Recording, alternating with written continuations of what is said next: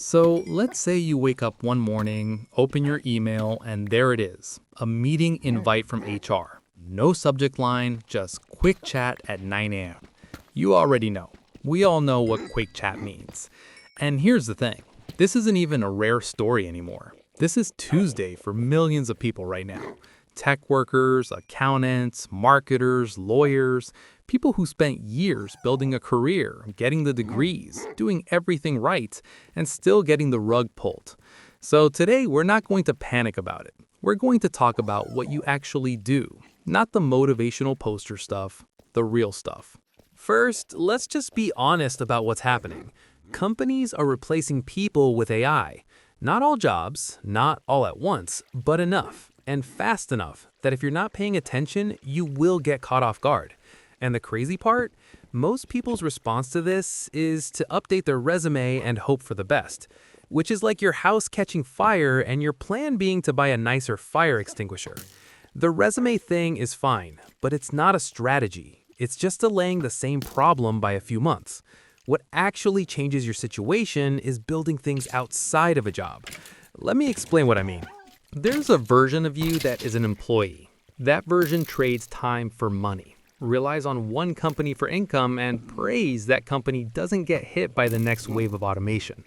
And then there's a version of you that thinks like an owner, not necessarily of a big company. Could be small, could just be you. But that version has multiple income streams, skills that travel with them, and isn't dependent on anyone's hiring freeze. The goal isn't to grind yourself into the ground. The goal is to not be one email away from financial disaster. Most people never make that shift because they're comfortable, until they're not, and then they're scrambling. Don't be the person scrambling. All right, let's get into it. What can you actually do right now? 1. Build a skill that compounds. There's a difference between skills that make you employable and skills that make you valuable, regardless of who's hiring. Writing is one. Not writing press releases. Actual, clear, compelling communication. That's everywhere. Sales, content, negotiation, management. It compounds. Speaking, teaching, coding, building. These are skills that don't expire when a company downsizes. Compare that to being really good at using your company's internal software. That skill dies the day you leave that company. So the question to ask yourself is, if I had to walk away tomorrow, what can I take with me? 2. Build an audience. Yes, I'm serious. I know this sounds like influencer advice, and I know you just rolled your eyes a little. Stay with me. Having an audience, even a small one, is having leverage. It means you can sell a course, consult, promote your freelance work, get hired faster because people already know your name. You don't need 1 million followers. You need a few hundred people who trust your opinion on something you actually know about. That's it. That's the whole strategy. And the earlier you start, the cheaper that audience is to build. Because once the layoffs actually hit your industry hard, everyone is going to try to build an audience at the same time. It's going to be crowded.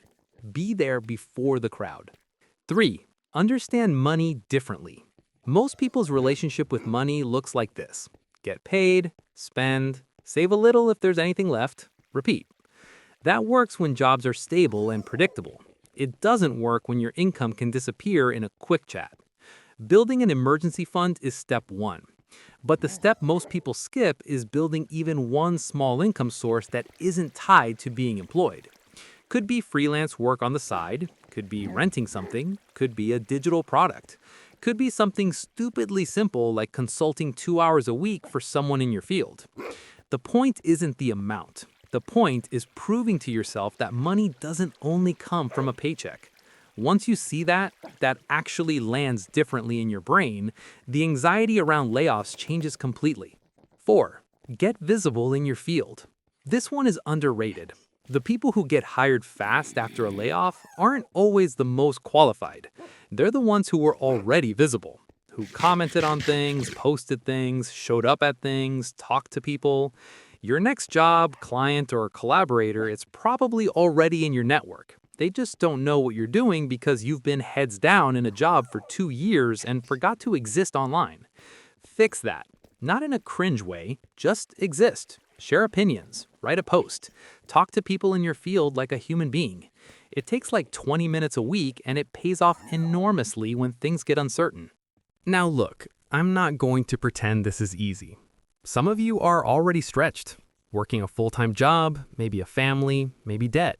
And I'm here saying, also build a side income and an audience. That's a lot. And for some people right now, the most important thing isn't building a side hustle. It's just keeping the lights on. I get that. That's real. But even in that situation, especially in that situation, the worst thing you can do is nothing. Because the alternative is waking up one day with zero runway, zero options, and zero plan. You don't need to do everything at once. Pick one thing. The skill, the audience, the money conversation. Pick whichever one is closest to where you are and start there. One small move beats zero perfect moves every time. Here's the thing about the layoff apocalypse that nobody really talks about. It's not just an economic thing. It's a psychological thing. Because when your job is your entire identity and that job disappears, you don't just lose income, you lose a sense of self. And that's when people make desperate decisions, take whatever offer comes first, and end up right back in the same vulnerable position 2 years later. The people who come out of this era okay are the ones who built something outside of their job title, even something small, because when everything else shakes, they have something to stand on. That's the real move here, not surviving the apocalypse, becoming someone it can't touch. If this made you think, drop a comment. Are you building anything outside of your job right now, or is the 9 to 5 still the whole plan? Let me know. I'm genuinely curious.